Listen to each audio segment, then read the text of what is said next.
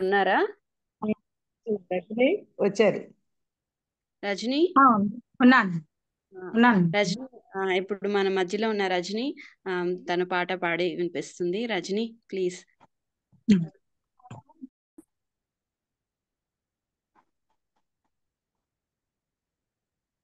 ఆశ్రయా చిన్న ఆశ్రయా ఓ యేసయ్యా నీవే తీర్చాలయ్యా నీతో నేను నడవాలని నీతో కలిసి ఉండాలని నీతో నేను నడవాలని నీతో కలిసి ఉండాలని ఆశయ చిన్న ఆశయ ఓ యేసయ్యా నీవే తీర్చాలయ్యా ఆశయ చిన్న ఆశయ ఓ యేసయ్యా నీవే తీర్చాలయ్యా నీతో నేను నడవాలని నీతో కలిసి ఉండాలని నీతో నేను నడవాలని నీతో కలిసి ఉండాలని నడవలేక నేను ఈ లోక యాత్రలో బహుబలహీనుడనైతినయ్యా నడవలేక నేను ఈ లోక యాత్రలో బహుబలహీనుడనైతినయ్యా నా చేయి పట్టి నీతో నన్ను నడిపించుమయ్యా నా యేసయ్యా నా చేయి పట్టి నీతో నన్ను నడిపించుమయ్యా నా యేసయ్యా నీతో నడవాలని నీతో ఉండాలని చిన్న ఆశయ ఓ యేసయ్యా ఆశయ చిన్న ఆశయ ఓ యేసయ్యా నీవే తీర్చాలయ్యా నీతో నేను నడవాలని నీతో కలిసి ఉండాలని నీతో నేను నడవాలని నీతో కలిసి ఉండాలని ఆశ్రయ చిన్న ఆశ్రయ ఓ యేసయ్యా నీవే తీర్చాలయ్యా ఆశ్రయ చిన్న ఆశ్రయ ఓ యేసయ్యా నీవే తీర్చాలయ్యా సౌలును పౌలుగా మార్చిన నా గొప్ప దేవుడా సౌలును పౌలుగా మార్చిన నా గొప్ప దేవుడా నీలో ప్రేమ నాలో నింపి నీలా నన్ను నీవు మార్చుమయ్యా నీలో ప్రేమ నాలో నింపి నీలా నన్ను నీవు మార్చుమయ్యా నీలా ఉండాలని నీతో ఉండాలని చిన్న ఆశయ ఓ యేసయ్యా ఆశయ చిన్న ఆశయ ఓ యేసయ్యా నీవే తీర్చాలయ్యా ఆశయ చిన్న ఆశయ ఓ యేసయ్యా నీవే తీర్చాలయ్యా నీతో నేను నడవాలని నీతో కలిసి ఉండాలని నీతో నేను నడవాలని నీతో కలిసి ఉండాలని ఆశ్రయ చిన్న ఆశ్రయ ఓ యేసయ్యా నీవే తీర్చాలయ్యా ఆశ్రయ చిన్న ఆశయ ఓ యేసయ్యా నీవే తీర్చాలయ్యా వందనాలు. వందనాలు రజని. చక్కని పాట పాడి వినిపించినందుకు మీకు వందనాలు. చక్కని అర్థం ఇచ్చే పాట పాడినారు రజని. నిజంగా దేవునితో నడవాలనే ఆశ మనకుంటే ఖచ్చితంగా ఆయన మన ఆశను నెరవేరుస్తాడు. అవును, బలహీన సమయాలలో కొన్నిసార్లు మనం నడవలేము. మన బలహీన సమయాలలో, అన్ని సమయాల్లో కొన్నిసార్లు మనము ఇలాంటి సిచ్యువేషన్లో మనము నడుస్తామా యేసయ్యతో అని మనం భయపడతాము. కానీ బలహీన సమయాలలో మనతో ఉండి నడిపించే మన దేవుడు, మన యేసయ్య. మనం నడవలేం కానీ ఆయన మనం నడిపిస్తాడు. అంతేకాదు, సౌలును పౌలుగా మార్చిన దేవుడు మన దేవుడు. సౌలు ఎంత కఠినంగా హింసించినాడు సంఘాన్ని, క్రైస్తవులందరినీ. అటువంటి దేవుడు సౌలును పౌలుగా మార్చిన దేవుడు. ఆయన ఆశ్చర్యకరుడు, ఆయన అద్భుతాలు చేయగలిగిన దేవుడు. మరి ఎలాంటి పరిస్థితులైనా మనం ఆయన దగ్గరికి తీసుకెళ్ళినప్పుడు, ఎలాంటి సిచ్యువేషన్స్ అయినా మనం ఆయన దగ్గరికి తీసుకెళ్ళినప్పుడు, ఎలాంటి కఠినలైనా ఆయనను మార్చివేసే శక్తి ఆయనకు ఉంది. కాబట్టి చాలా చక్కని పాట పాడి వినిపించినందుకు, మంచి అర్థం ఇచ్చే పాట పాడినందుకు రజని, మా ఎస్తేర్ ప్రేయర్ వారియర్స్ నుంచి నేను మీకు వందనాలు తెలియజేస్తున్నాను రజని. తర్వాత ఇప్పుడు మనల్ని వాక్యంలోకి రజని నడిపిస్తారు. రజని, టైం నీకు ఇచ్చేస్తున్నాం. వర్డ్ ఆఫ్ గాడ్ షేర్ చేసుకో రజని. థ్యాంక్ యూ కైలా, థ్యాంక్ యూ. జూమ్ లో చేరవచ్చిన అందరికీ ప్రభువైన యేసుక్రీస్తునామములో వందనాలు తెలియజేసుకుంటున్నానండి. అలాగే అవకాశం ఇచ్చిన దేవాదేవునికి మొదటగా నా వందనాలు. అలాగే అవకాశం ఇచ్చిన ఆంటీ గారికి కూడా నా వందనాలు తెలియజేస్తున్నాను. ముఖ్యంగా సాధారణంగా మనము మన జీవితాల్లో శుభవార్త అంటే ఏమనుకుంటాం? మన పిల్లల విషయాల్లో, లేదా మన చదువులలో, లేదా మన వివాహాల విషయాల్లో ఏమైనా జరిగితే వాటిని శుభవార్తలు. వివాహం కుదిరిందంటే శుభవార్త, మా పాపకి వివాహం కుదిరింది అని. లేదా చదువుల్లో ఏదైనా ఉన్నత స్థాయి హోదాలో, లేదా ఉద్యోగాల్లో మంచి హోదా, ప్రమోషన్స్ రావడము, వీటన్నిటిని మనం శుభవార్తలుగా అనుకొని ఇతరులకు మనం వాటిని చెప్తూ ఉంటాం కదండి. వాళ్ళని అడిగిన అనుకోకుండా మా పాపకి ఇలా జాబ్ లో మంచి పొజిషన్ లో ఉందని, లేదా వివాహాలు కుదిరినాయి మా పాపకని శుభవార్తలుగా వాటిని మనము చెప్తూ ఉంటాం. అంతేకాకుండా వారికి వివాహాలు అయినాక పిల్లల సంతాన విషయంలో కూడా మనం చెప్పుకుంటుంటాం కదా. పిల్లలు సంతానం పుట్టితే మనం శుభవార్తలుగా వాటిని తీసుకుంటాం. చదువుల్లో ఉన్నత స్థాయికి వెళ్తే, విదేశాల్లో ఉద్యోగాలు వస్తే, ప్రమోషన్స్ వస్తే, ఇలా అన్నింటిని బట్టి మనం వీటిని శుభవార్తలుగా అనుకొని మనం ఎక్కువగా ఇతరులకు చెప్పుకుంటూ ఉంటాం కదా. ఇంకా మనం లోకంలోనికి వెళ్తే, ఇంకా మనం లోకంలో చాలా మంది ఏవిటి ఉంటాయంటే, ఏవేటిని శుభవార్తలుగా అంటుంటారంటే, చీరల్లో ఆఫర్స్ వస్తే వాటిని శుభవార్త, మీకు మహిళలకు శుభవార్త, బంగారు విషయంలో కొనుగోలు విషయాల్లో వాడిస్తే శుభవార్త, ఇలా వీటి అన్నిటిని లోకంలో పరంగా వాళ్ళు శుభవార్తలుగా చేసుకొని ప్రచురం చేస్తూ ఉంటారు కదండి. అయితే మనం విశ్వాసులం కదా, మనం అందరం దేవుని నమ్ముకున్నాం, ఆయన రక్తం చేత కడగబడిన వారము, ప్రత్యేకించబడిన వారం. కాబట్టి మనము విశ్వాసులమైన మనకు శుభవార్త అంటే ఏది, మనం ఏవేటిని ప్రచారం చేయాలి అంటే, మనకు శుభవార్త అంటే ఏంటి? సువార్త కదా. మన రక్షకుడు ఈ లోకంలో జన్మించాడు, మన కోసమే ఆయన ఈ లోకానికి ఒక దాసుని స్వరూపం ధరించుకొని మన వలె రక్త మాంసంలో పాలివాడే ఈ లోకానికి వచ్చాడు. తనను తాను తగ్గించుకొని దాసుని స్వరూపం ధరించుకుని ఈ లోకానికి వచ్చాడు. మనం ప్రభువైన యేసుక్రీస్తుని గురించిన మాటలు చెప్పడమే మనకు శుభవార్త కదా.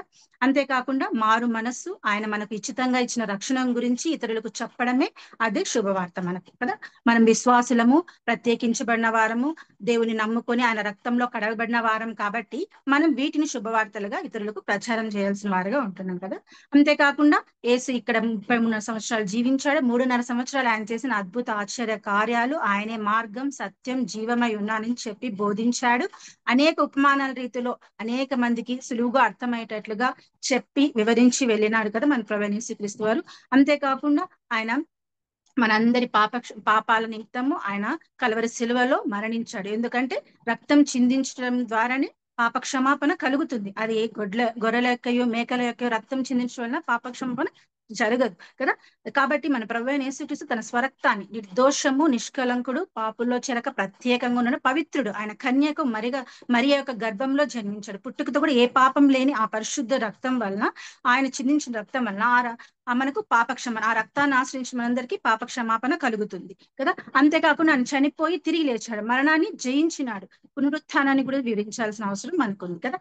వీటిని ఆయన పుట్టుకను, ఆయన చేసిన కార్యాలు, ఆయన పునరుత్థానాన్ని, అలాగే ఆయన తిరిగి రాబోతున్నాడు, మనందరిని తీసుకొని వెళ్తాడు అనేది ఇది మన రెండవ రాకడ యొక్క నిరీక్షణని మనం చెప్పాల్సిన వారుగా ఉంటుంది కదా. ఈ విధంగా మనం ఉన్నాం. అయితే దేవుడు మన పరిశుద్ధ బైబిల్ గ్రంథంలో వీటిని ప్రచారం చేయడానికి ఎవరిని ఎన్నుకున్నాడు, ఎవరిని తీసుకున్నారు, ఇది సువార్త ప్రకటించాలంటే ఏమైనా అర్హతలు తీసుకున్నాడా దేవుడు, ఎవరిని ప్రకటించడానికి ఉపయోగించుకున్నాడు? అయితే ఆయన ఆలోచనలు చాలా ఉన్నతమైనవి కదండి, మనం ఆలోచించేటట్టుగా ఆయన ఆలోచించాడు కదా. కాబట్టి ఎవరిని చెప్పడానికి ఆయన ఎంచుకున్నాడు అనేది మనం చూసుకుందాము. కాబట్టి నేను ఈరోజు చెప్పాలనుకుంటున్న వాక్య ధ్యానం శుభవార్త లేదా సువర్తమానము, అంటే మంచి వార్త. మంచి వార్తని చెప్పడానికి పరిశుద్ధ బైబిల్ గ్రంథంలో ఎవరిని ఎన్నుకున్నాడు, ఎవరిని తీసుకున్నాడు మన ప్రభువైన యేసుక్రీస్తు వారు, ఎవరికి ప్రచురం చేసే అర్హతని ఇచ్చాడు అని మనం కొద్దిగా ధ్యానించుకుందాము. లూకా సువార్త 2వ అధ్యాయము 8వ వచనంలో చూసుకుందాం. లూకా సువార్త 2వ అధ్యాయము 8వ వచనం. ఆ దేశంలో కొందరు గొర్రెల కాపర్లు పొలములో ఉండి రాత్రి వేళ తమ మందను కాచుకొనుచుండగా ప్రభువు దూత వారి యొద్దకు వచ్చి నిలిచెను. ప్రభువు మహిమ వారి చుట్టూ ప్రకాశించినందున వారు మిక్కిలి భయపడిరి. ప్రభు సహాయార్థము ఒక చిన్న ప్రార్థన చేసుకుని వాక్య ధ్యానంలోనికి వెళ్దామండి. కళ్ళు మూసుకుని. మహాపరిశుద్ధుడ, ప్రేమగల మా దేవ, దయగల మా తండ్రి, మీ బంగారు పాదములకు లెక్కలేని వందనాలు, స్తుతులు, స్తోత్రములైనా గొప్ప దేవ, మహిమగల దేవ, రాజుల రాజా, ప్రభుల ప్రభువా, నీకే వందనాలు, స్తోత్రాలు తెలియజేసుకుంటున్నాం తండ్రి. ఈ సాయంకాల సమయంలో తండ్రి నేను జూమ్ లో తండ్రి ఇలా మేము చేరుకొని ఎక్కడైతే 2-3 కూడుకొని నా నామంలో ప్రార్థన చేస్తారో నేను వారి మధ్యన ఉంటానని చెప్పిన గొప్ప దేవ, మేము ఈ విధంగా తండ్రి నేను ఒక సవాసంగా ఏక మనస్సుతో ఏక ఆత్మతో తండ్రి నిన్ను ఆరాధించడానికి మేము వచ్చి ఉంటుండగా స్త్రీలమైన మమ్మల్ని అందరినీ మీరు తండ్రి సమయానికి నడిపించినందుకు నీకు వందనాలు, స్తోత్రం నాయన. ఇదిగో దేవా తండ్రి, ఈ జూమ్ కార్యక్రమాన్ని నడిపిస్తున్న వారందరినీ జ్ఞాపకం చేసుకోండి. ఇంతవరకు ప్రార్థనల ద్వారా నడిపించిన అనేక మంది స్త్రీలు ప్రార్థనా యోధులుగా ఉన్నారు నాయన.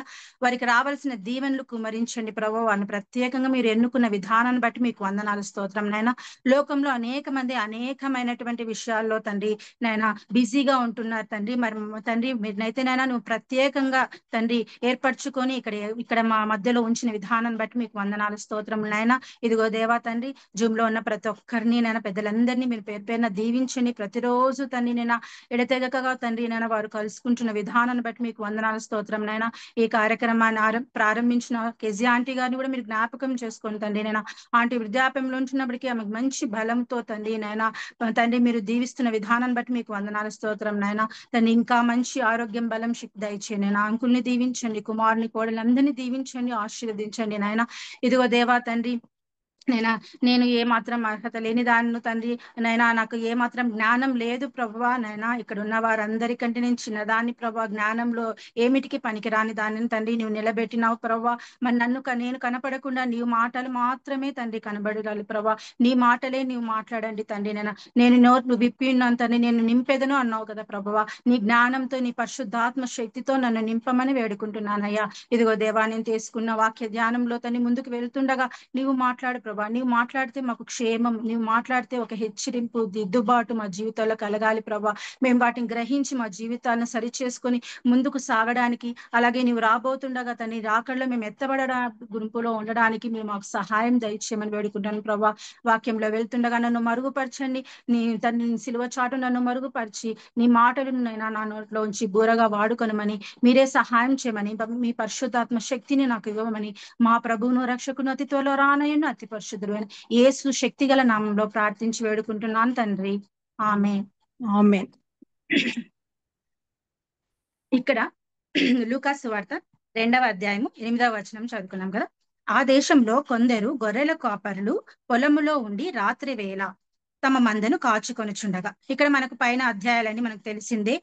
యేసుక్రీస్తు వారు జనన దినములు జరిగినాయి కదా. ఇక్కడ మొదటి వచనం చూసుకుంటే, ఆ దినములలో సర్వలోకమునకు ప్రజాసంఖ్య వ్రాయవలనని కైసరు అగుస్తు వలన ఆజ్ఞాయను. ఇది కురేనియు సిరియా దేశమునకు అధిపతి అయి ఉన్నప్పుడు జరిగిన మొదటి ప్రజాసంఖ్య కదా. దేవుడు పుడుతున్నాడు కాబట్టి ఇక్కడ ప్రతిదీ ఒక లెక్కలాగా ఒక సాక్ష్యంగా ఉండాలని అప్పుడే మొదటి ప్రజాసంఖ్య జరుగుతుంది. దేవుడు ప్రతి దానికి ఆధారాన్ని ఇచ్చి వెళ్ళాడు. ఎందుకంటే ఈ లోకంలో ఆయనని పుట్టలేదని కూడా అనేవారు వస్తారని చెప్పి దేవుడు ఈ విధంగా ప్రజాసంఖ్యలని రాస్తున్నారు. మొదటి ప్రజాసంఖ్య అక్కడ జరుగుతోంది. అప్పుడు యోసేపు యొక్క ఊరు ఏది? బెత్లెహేం. కాబట్టి తను అక్కడికి రావడానికి సిద్ధపడ్డాడు. నా 6వ వచనంలో ఆమె ప్రసవ దినములు నిండెను గనుక తన తొలిచూలు కుమారుని కని పొత్తిగుడ్డలతో చుట్టి సత్రంలో వారికి స్థలం లేనందున ఆయనను పశువుల తొట్లో పరుండబెట్టాను. అక్కడికి అనేక మంది వచ్చి ఎవరి వాళ్ళ ఊర్లకు వాళ్ళు వచ్చి ప్రజాసంఖ్య రాసుకోవాలని వస్తున్నారు కాబట్టి అక్కడ ఎక్కడ స్థలము లేదు అక్కడ. కాబట్టి అక్కడ ఆమె మరియ పరిశుద్ధురాలే కన్యాగు మరియ యేసుక్రీస్తుకి జన్మనిచ్చింది. పొత్తిగుడ్డల్లో చుట్టి సత్రంలో వారికి స్థలం లేనా ఆయనను పశువుల తొట్టులో పరుండబెట్టారని చూస్తున్నాం కదా. అప్పుడు ఆ దేశంలో అంటే యూదయాలో కొందరు గొర్రెల కాపర్లు పొలములో ఉండి కదా. ఇక్కడ మనము చూసినట్లయితే ఆ దేశంలో దేవుడు ఈ వర్తమానాన్ని తెలియజేయాలని దూత తిరుగుతూ ఉంది. ఎవరికి చెప్పాలి అని ప్రభు యొక్క దూత తిరుగుతూ ఉంది. కాబట్టి ఆ దేశంలో ఎంతో మంది ఉన్నారు కదా. ధనికులు ఉన్నారు, అధికారులు ఉన్నారు, ధర్మశాస్త్రాన్ని అపోసన పడిన పరిసయ్యులు అందరూ ఉన్నారు కదా. అందరూ ఉన్నారు, రాజులు ఉన్నారు. ఎవరికి కనబడి ఆ దూత ప్రత్యక్షమయ్యి చెప్పలేదు. కానీ ఆ దేశంలో కొందరు గొర్రెల కాపరులు పొలములో ఉండి కదా, ఆ గొర్రెల కాపర్ల దగ్గరికి వెళ్ళింది ఆ దూత. కాబట్టి మనం బైబిల్ గ్రంథంలో దేవుడు గొర్రెల కాపరిని అని చెప్తున్నాడు. గొర్రెలకు మనకు దేవుడు చాలా సాదృశ్యాలు చెప్పి ఉన్నాడు కదా. ఆయన నేను మంచి గొర్రెల కాపరిని అని కూడా చెప్పి ఉన్నాడు ప్రభు. అలాగ చూసుకున్నట్లయితే పొలములో ఉండి ఈ గొర్రెల కాపర్లని మనం ఏమనుకుంటామంటే వారు జ్ఞానం లేని వారు అనుకుంటాం కదా. మొట్టమొదటిగా గొర్రెల కాపర్లు అనగానే వారు జ్ఞానం లేని వారు. ఎవరైనా సరిగ్గా చదువుకోకుండా నువ్వు గొర్రెలు కాచుకొని బ్రతకాల్సిందే అని చెప్తాం. అంటే జ్ఞానం లేని వారిగా మనం తీసుకుంటాం ఈ లోకంలో. అంతేకాకుండా వాళ్ళు కుటుంబాలకు, బంధువులకు, వాళ్ళ యొక్క కంఫర్ట్ జోన్ అంతటిను వదిలివేసి రోజులు నెలల తరబడి కుటుంబాలకు, బంధువులకు దూరంగా వెళ్ళి ఆ గొర్రెలతో పాటు వాటికి సమృద్ధి ఆహారం దొరికే చోటికి వాటితో పాటు వెళ్ళి జీవిస్తారు కదా. వాళ్ళతో పాటు ప్రయాణం చేసేవారుగా ఉంటున్నారు ఈ గొర్రెల కాపర్లు. అడవులలో, కొండల్లో, ఎక్కడైతే పచ్చిక మైదానాలు ఉంటాయో అక్కడికి వెళ్ళి వాటితో పాటే ఉంటారు. అంటే వీళ్ళు ఒక కుటుంబాన్ని, సంసారాన్ని అంతటిని వదిలేసేసి వాటితో వెళ్ళిపోతారు కదా. అంతేకాకుండా వాటికి మంచి ఆహారం, జీవనం కలిగించడానికి కూడా వారు వీరికి సమృద్ధి అయినటువంటి వాటిని అన్నింటినీ వదులుకొని కునుకక నిద్రపోక వాటిని చూసుకుంటూ కాచి కాపాడేవారుగా ఉంటారు కదా. అందుకే మన దేవుడు ఏమంటారు, నేను గొర్రెలకు మంచి కాపరిని అంటాడు కదా. కాబట్టి ఇది చూసుకున్నట్లయితే యోహాను సువార్త 10వ అధ్యాయంలో ఎక్కువగా గొర్రెల కాపరి గురించి ఉన్నాయి కదా. ఇక్కడ మనం చూసినట్లయితే 10వ అధ్యాయము 6వ వచనం, 10వ అధ్యాయము 4వ వచనంలో ఉంది చూడండి. అక్కడ మధ్యలో ఉంది, గొర్రెలు అతని స్వరం ఎరుగును కనుక అతన్ని వెంబడించునని 4వ వచనంలో ఉంది. అలాగే 16వ వచనంలో కూడా ఉంది మధ్యలో, నేను గొర్రెలకు మంచి కాపరిని అని చెప్తున్నాడు. ఇక్కడ 15 వచనాల్లో. 16వ వచనంలో కూడా అవి నా స్వరము వినును, అప్పుడు మంద ఒక్కటి గొర్రెల కాపరి ఒకడును ఉండును. అలాగే 27వ వచనంలో కూడా నా గొర్రెలు నా స్వరము వినును, నేను వాటిని ఎరుగుదును, అవి నన్ను వెంబడించును అంటున్నాడు. గొర్రెలకు మంచి కాపరిగా మన ప్రభు అయిన యేసుక్రీస్తు వారు ఉన్నట్లుగా చెప్తున్నాడు కదా. ఇక్కడ అందుకే గొర్రెల కాపర్లను తీసుకున్నాడు. వీరు రాత్రి వేళ పొలములో, అంటే పొలము అనగానే మనము అనేక మంది దైవ సేవకులు ఏం చెప్తారు, పొలము అనగా అక్కడ రూతు గ్రంథంలో కూడా పొలము అంటే సంఘానికి గుర్తుగా చెప్తారు కదా. ఇక్కడ కూడా గొర్రెల కాపర్లు పొలములో ఉండి, పొలము అనగా ఇక్కడ కూడా వీళ్ళు కొందరు ఉన్నారు కాబట్టి, ఎక్కడైతే 2-3 కూడుకొని నా నామంలో ప్రార్థిస్తారో వారి మధ్యన ఉంటానని చెప్పినాడు కాబట్టి దేవుడు, అక్కడ కొందరు గొర్రెల కాపర్లు అక్కడ యూదయ దేశంలో యేసుక్రీస్తు వారు ఎక్కడ పుడతాడో అని ఏమైనా మాట్లాడుకుంటున్నారేమో, అక్కడ రావడానికి ఆ రాత్రి వేళ వారు ఆయన గురించి, ఆయన రాకడ, ఆయన పుట్టుక గురించి వాళ్ళు నెమరు వేసుకుంటున్నారేమో, లేదా ఆరాధిస్తున్నారేమో, తమ మందని కాచుకొనుచు ఉంటుండగా ప్రభువు దూత వారి యొద్దకు వచ్చి నిలిచెను. ప్రభువు దూత వెళ్తూ ఉంది, ఎవరికి చెప్పాలి, ఆ లోకంలో, ఆ దేశంలో ఎవరికి నేను కనబడి చెప్పాలి అని చూస్తూ వెళ్తున్నాడు. అక్కడికి వచ్చి నిలిచింది కదా. నిలిచింది ఎందుకంటే ఆయన ఆ గొర్రెల స్వరాన్ని విన్నాడు. వాటిని దేవునికి తెలుసు ఎవరు నాకు గొర్రెల కాపర్లు అని కదా. ఆయన స్వరాన్ని ఎరిగిన, గొర్రెలను స్వరాన్ని ఎరిగినాడు కాబట్టి ప్రభు దూత అక్కడికి వచ్చి నిలిచెను. ప్రభు మహిమ వారి చుట్టూ ప్రకాశించింది. ఊరికే మహిమ ప్రకాశించదు కదండి, వారి మధ్య వారు దేవుని స్తుతిస్తున్నారు, దేవుని గురించిన ఆసక్తి వారిలో ఉంది. ఎక్కడ పుడతాడో అని చర్చించుకుంటున్నారో లేదా ఆరాధిస్తున్నారేమో. పొలము అనగా సంఘానికి గుర్తుగా ఉంది కాబట్టి వాళ్ళు ఖచ్చితంగా అక్కడ దేవుని గురించిన మాటలు మాట్లాడుకుంటున్నారు. అందుకే కాబట్టి ప్రభు దూత వారి యొద్దకి వచ్చి నిలిచెను. ప్రభు మహిమ వారి చుట్టూ ప్రకాశించినందున వారు మిక్కిలి భయపడిరి. అయితే ఆ దూత 10వ వచనం చదువుతున్నాం. అయితే ఆ దూత, భయపడకుడి, ఇదిగో ప్రజలందరికీ కలగబోవు మహా సంతోషకరమైన సువర్తమానము నేను మీకు తెలియజేయుచున్నాను. చూసారా, ఇక్కడ చెప్తున్నాడు భయపడకుడి అని చెప్తుంది దూత. ఇదిగో ప్రజలందరికీ, మీకు మా అని, మీకు అని చెప్పలేదు, కొందరికి అని చెప్పలేదు, ప్రజలందరికీ అని చెప్తున్నాడు. ప్రజలందరికీ కలగబో మహా సంతోషకరమైన సువర్తమానము నేను మీకు తెలియజేయుచున్నాను. మహా సంతోషకరమైన మంచి వార్త, మంచి వర్తమానం నేను మీకు తెలియజేయడానికి వచ్చాను, భయపడద్దండి అని చెప్తున్నాడు కదా. ఆ దేశంలో ఎంతమంది లేరు ఈ వార్త కోసం వినాలని, కానీ దూత ఎవరి దగ్గరికి వెళ్ళి నిలవలేదండి. ఆ దేవుని యొక్క దూతలు, ఆ ప్రభువు ఎవరైతే ఆ, ఆయన యొక్క విషయాల మీద, ఆయన మీద ప్రేమ కలిగి, ఆయన మీద ఆరాధన ఆసక్తితో ఉంటారో, విశ్వాసంతో ఉంటారో, వారి మధ్యకు వచ్చి నిలిచింది. ఇదిగో మీకు ప్రజలందరికీ కలగబో మహా సంతోషకరమైన సువర్తమానం గొర్రెల కాపర్లకు తెలియజేయించింది కదా. మనం గొర్రెల కాపర్లు అంటే వాళ్ళు లోకంలో వాళ్ళని అసలు లెక్కలో కూడా తీసుకోరు కదా. వాళ్ళు ఎక్కువగా చాలా దూరంగా ఉంటారు కాబట్టి వారి యొక్క జీవితాలని ఎవరు లెక్కలో కూడా తీసుకోరు కదా. వారు కుటుంబాలకు, సంసారాలకు చాలా నెలల తరబడి కూడా వెళ్తారు వాళ్ళు. కాబట్టి వారిని అంతగా ఎవరు లెక్కలో కూడా తీసుకోరు. కానీ ప్రభు దూత మాత్రం వాళ్ళ మీద లక్ష్యం ఉంచింది, వాళ్ళ చుట్టూ మహిమ ప్రకాశించింది కదా. ఆ దూత వెళ్ళి, ఇదిగో ప్రజలందరికీ కలగబో మహాసువర్తమానము నేను మీకు చెప్పాలని వచ్చాను. దావీదు పట్టణమందు నేడు రక్షకుడు మీ కొరకు పుట్టి ఉన్నాడు, ఈయన ప్రభువైన క్రీస్తు. దావీదు పట్టణంలో ఒక రక్షకుడు, లోక రక్షకుడు పుట్టి ఉన్నాడు, ఈయన ప్రభువైన క్రీస్తు. రక్షకుడు పుట్టి ఉన్నాడు, అందరినీ రక్షించేటటువంటి వారు రక్షకుడు కదా.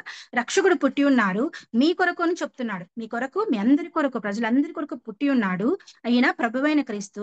దానికి ఇదే మీకు ఆనవాలు, ఒక శిశువు పొత్తి గుడ్డలతో చుట్టబడి ఒక తొట్టిలో పండుకొని ఉండుట మీరు చూచెదరని వారితో చెప్పాను. మీరు వెళ్ళండి, మీకు ఒకటే ఆనవాలు, ఒక శిశువు పొత్తి గుడ్డలతో చుట్టబడి ఒక తొట్టిలో పండుకొని ఉండుట మీరు చూస్తారు, ఇదే మీకు ఆనవాలు అని చెప్పింది. చెప్తూనే వెంటనే అక్కడ పరలోక సైన్య సమూహము, 13-14 వచనాల్లో పరలోక సైన్య సమూహము ఆ దూతతో కూడా ఉండి, సర్వోన్నతమైన స్థలములలో దేవునికి మహిమయు, ఆయనకిష్టులైన వారికి మనుష్యులకు భూమి మీద సమాధానమును కలుగును గాక అని దేవుని స్తోత్రం చేయుచుండిరి.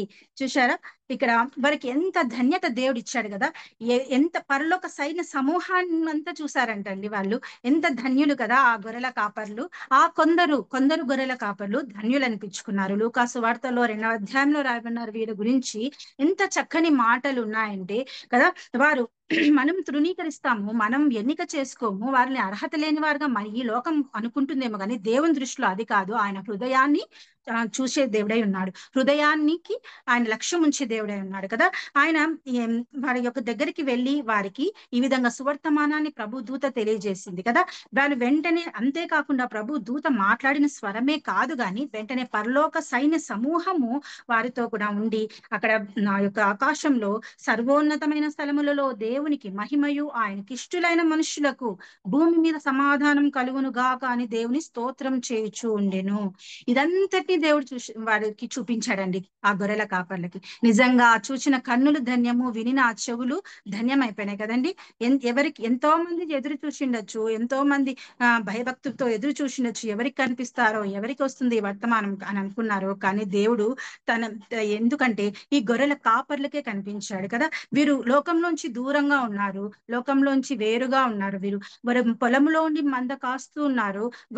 వారికి దేవుని యొక్క ఆధ్యాత్మికమైన విషయాల పట్ల చాలా ఆలోచన ఉంది వారికి. వాళ్ళు ఎదురు చూస్తున్నారు, ఎవరు వస్తారో, ఎక్కడ పుడతాడో, ఆయన క్రీస్తు పుడతాడంట అని వారికి ఆలోచన ఉంది. కాబట్టి దేవుని దూత అక్కడికి వచ్చి నిలిచింది, వారి చుట్టూ మహిమ ప్రకాశించింది.